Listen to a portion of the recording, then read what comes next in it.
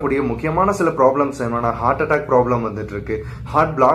Black problem வந்துட்டு இருக்கு, அதே மாதிரி ஆன்ஜினா ப்ராப்ளம், இந்த மாதிரி நிறைய பிரச்சனைகள் உடம்புல வந்துட்டு இருக்கு. ஸோ இந்த ஹார்ட்ல வரக்கூடிய பிரச்சனைகளுக்கு இப்போ நான் சொன்ன மாதிரியான காரணங்கள்லாம் நம்ம கண்ட்ரோல் பண்றதுக்கு நம்மளுடைய சுகர் லெவல் கிட்டத்தட்ட வந்துட்டு ஒரு 150க்குள்ள நம்ம நேச்சுரலா கண்ட்ரோல்லேயே வச்சுட்டு இருந்தோம் அப்படின்னா ஹார்ட் அட்டாக் வரக்கூடிய ரிஸ்க்கை நம்மளால குறைக்க முடியும். அதே மாதிரி நம்மளுடைய பிளட்